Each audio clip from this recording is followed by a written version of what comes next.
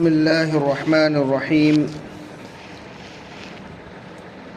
الحمد لله رب العالمين،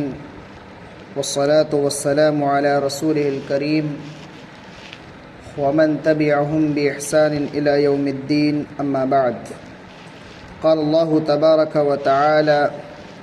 أعوذ بالله من الشيطان الرجيم، بسم الله الرحمن الرحيم. لعن الذين كفروا من بني إسرائيل على لسان داود وعيسى ابن مريم ذلك بما عصوا وكانوا يعتدون كانوا لا يتناهون عن منكر فعلوه لبئس ما كانوا يفعلون. مصلیان کرام،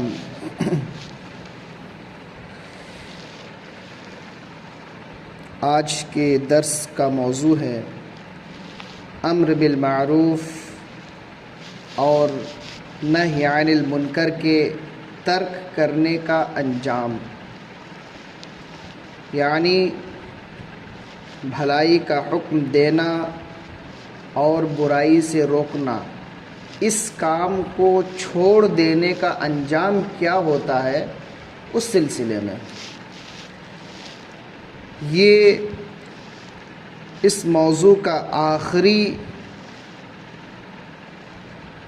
بحث ہے، کیونکہ اس سے پہلے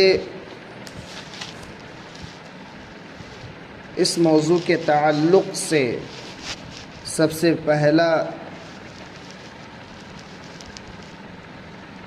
موضوع لوگوں کو بھلائی کی دعوت دینا،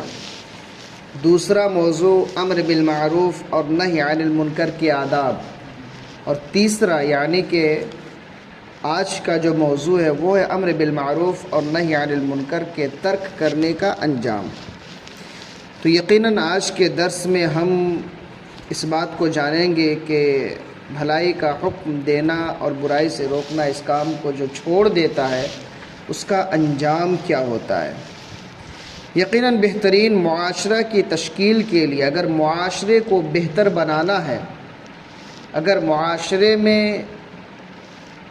اسلامی قانون کے مطابق لوگوں کو چلانا ہے، تو اس کے لیے بنیادی شرط ہے کہ لوگوں کو بھلائی کا حکم دیا جائے اور برائی سے روکا جائے. اور یہ ہر ایک شخص کی ذمہ داری ہے، ہر شخص کی ذمہ داری ہے.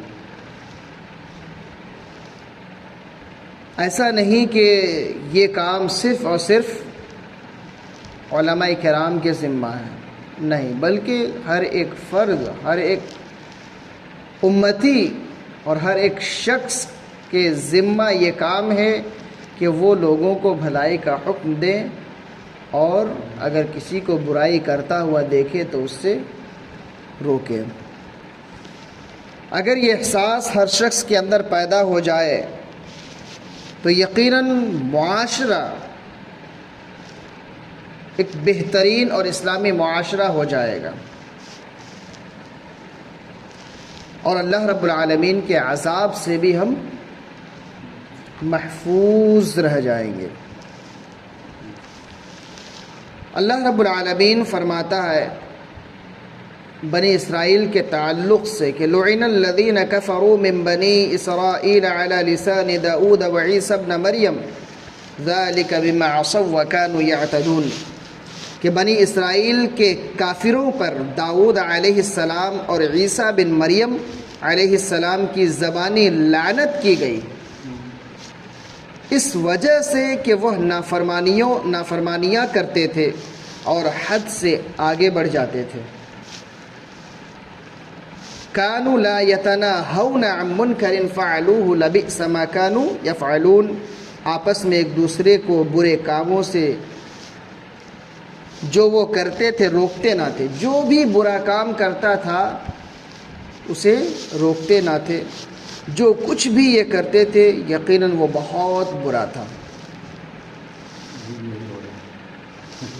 یقیناً وہ لوگ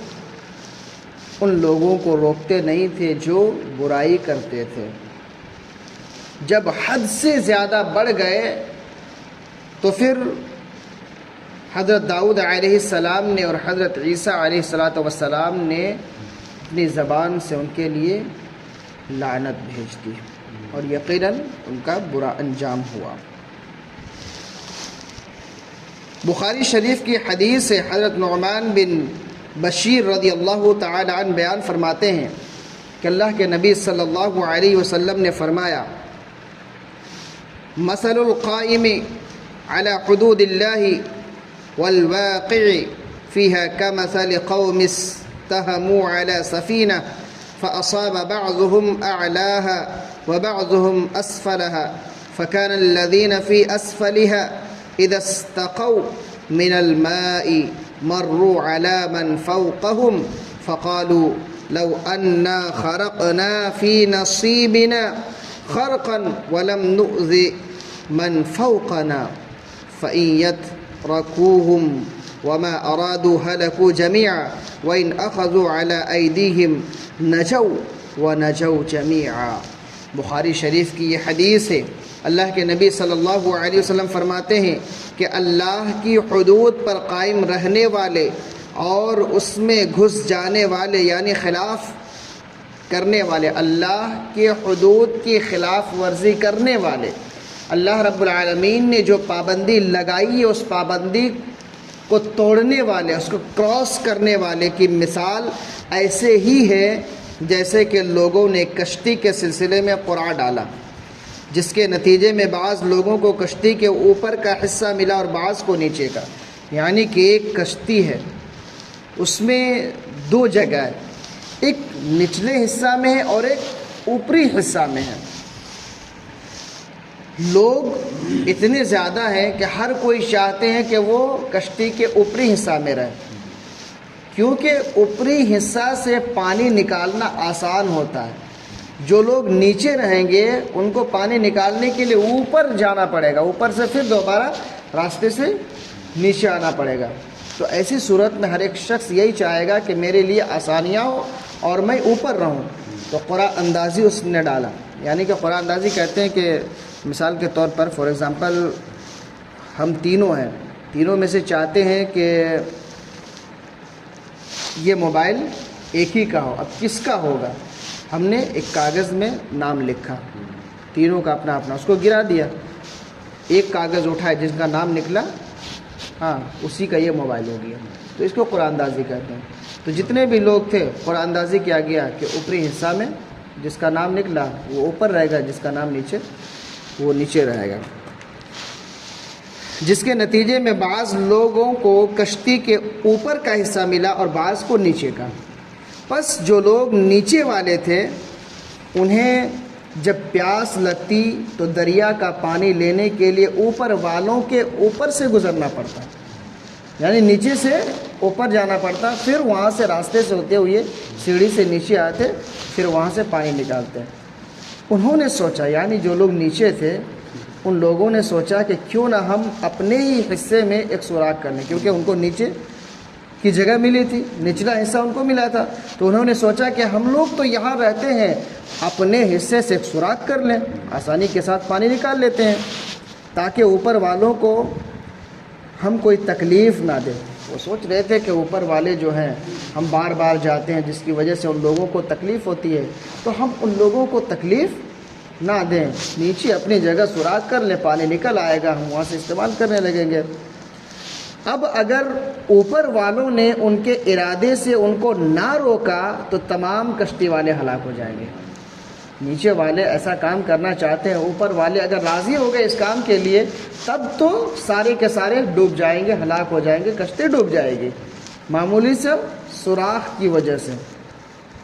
اور اگر اوپر والے نیچے والوں کا ہاتھ پکڑ لیں تو یہ خود بھی بچیں گے اور کشتی میں سوار سارے لوگ بھی بچ جائیں گے۔ یقیناً یہ بخاری شریف کی حدیث، اس حدیث میں بہترین نصیحت کہ اگر کوئی برائی کر رہا ہے تو ہم اس کو نہیں روکیں گے تو اس کے ساتھ ساتھ ہم بھی چلے جائیں گے۔ تو اسی لیے اللہ رب العالمین نے اس کام کو ہر ایک فرد پر واجب قرار دیا ہے کہ ہر ایک شخص کے لیے ضروری ہے کہ وہ لوگوں کو برائی سے روکے اور بھلائی کا حکم دے۔ اسی طرح اور ایک حدیث ہے، سنن ترمذی کی حدیث، علامہ البانی رحمۃ اللہ علیہ نے اس حدیث کو صحیح قرار دیا ہے۔ حضرت حذیفہ رضی اللہ تعالی عنہ بیان فرماتے ہیں کہ اللہ کے نبی صلی اللہ علیہ وسلم نے فرمایا والذی نفسی بیدہ لتأمرن بالمعروف ولتنہون عن المنکر او لیوشکن اللہ ان یبعث علیکم عقابا منہ ثم تدعونہ فلا یستجیب لکم۔ قسم ہے اس ذات کی جس کے ہاتھ میں میری جان ہے، تم بھلائی کا ضرور حکم دو اور برائی سے ضرور روکو، قریب ہے کہ اللہ رب العالمین اپنی طرف سے تمہارے اوپر عذاب بھیج دے، پھر تم لوگ دعا کرو گے مگر دعا قبول نہ کی جائے گی۔ یہ سنن ترمذی کی حدیث، علامہ البانی رحمۃ اللہ علیہ نے اس حدیث کو صحیح قرار دیا ہے۔ اللہ کے نبی صلی اللہ علیہ وسلم فرماتے ہیں کہ ضرور بضرور تم اس کام کو کرو، لوگوں کو بھلائی کا حکم دو، برائی سے روکو۔ اگر ایسا نہیں کرو گے تو یقیناً اللہ رب العالمین تم پر اگر عذاب بھیج دے، اس وقت تم دعا کرتے رہو گے، اللہ رب العالمین تمہاری دعا کو نہ سنے گا۔ تو یقیناً ضرورت اس بات کی ہے کہ امر بالمعروف و نہی عن المنکر کا فریضہ ہم انجام دیتے رہیں۔ سامنے والا مانے نہ مانے وہ جانتا ہے، اس کو بتلانا، اس کو برائی سے روکنا یہ ہمارا ذمہ ہے، ہم اپنی ذمہ داری کو ادا کریں۔ ورنہ بنی اسرائیل کا حال یہی تھا کہ ایک گروہ ایسا تھا، وہ سوچتا تھا کہ ہم تو بھلائی کر رہے ہیں، ہم بھلائی کر رہے ہیں، اللہ رب العالمین ہمیں بچا لے گا۔ لوگوں کو بھلائی کا حکم دیتے بھی نہیں تھے، جو برائی کرتے تھے ان کو روکتے بھی نہیں تھے۔ یہ بنی اسرائیل کی ایک جماعت تھی، ایک گروہ ایسا تھا۔ دوسرا گروہ بنی اسرائیل کا ایسا تھا جو بھلائی نہیں کرتا تھا، برائی پہ برائی کرتے جاتا تھا، یہ دوسرا گروہ تھا۔ اور تیسرا گروہ تھا جو بھلائی کا حکم دیتا تھا، برائی سے روکتا تھا، خود بھی اچھا کام کرتا تھا۔ تو ان تینوں میں سے اللہ رب العالمین نے دو جماعت کو ہلاک کر دیا، دو گروہ کو، جو بھلائی کرتا تھا، بھلائی کا حکم نہیں دیتا تھا، جو خود بخود بھلائی کرتا تھا، اچھا کام کرتا تھا، لیکن لوگوں کو بھلائی کا حکم نہیں دیتا تھا، برائی سے نہیں روکتا تھا، اس کو بھی اللہ رب العالمین نے ہلاک کر دیا۔ جو برائی کرتا تھا اس کو بھی اللہ نے ہلاک کر دیا، لیکن جو اس کام کو کرتا تھا، خود بھی نیک عمل کرتا تھا، لوگوں کو برائی کرتا ہوا دیکھتا تو اسے بھی روکتا اور بھلائی کا حکم دیتا تھا، تو اس جماعت کو اللہ رب العالمین نے محفوظ رکھا۔ تو اس سے بھی یہ معلوم ہوا کہ صرف خود بخود عبادت کر لینا یہ کافی نہیں ہے، بلکہ لوگوں کو روکنا بھی ہے برائی سے۔ اسی لیے اللہ رب العالمین نے ہم میں سے ہر ایک شخص کے اوپر یہ ذمہ عائد کیا ہے، اور جب اللہ رب العالمین نے کوئی ذمہ داری ہم پہ ڈالی ہے تو اس کا سوال اللہ رب العالمین ضرور کرے گا۔ تو اللہ رب العالمین سے دعا ہے کہ الہ العالمین، اے رب العالمین، امر بالمعروف و نہی عن المنکر کا فریضہ انجام دینے کی توفیق عطا فرما۔ اللہ لوگوں کو بھلائی کا حکم دینے کی توفیق عطا فرما، اللہ برائی سے روکنے کی توفیق عطا فرما، اللہ عبادت کرنے کی توفیق عطا فرما، اور عبادت کرنے کے ساتھ ساتھ تیرے اس فریضے کی ادائیگی کی توفیق عطا فرما۔ آمین، تقبل یا رب العالمین۔ سبحانک اللہم و بحمدک، اشہد ان لا الہ الا انت، استغفرک و اتوب الیک۔ السلام علیکم و رحمۃ اللہ وبرکاتہ۔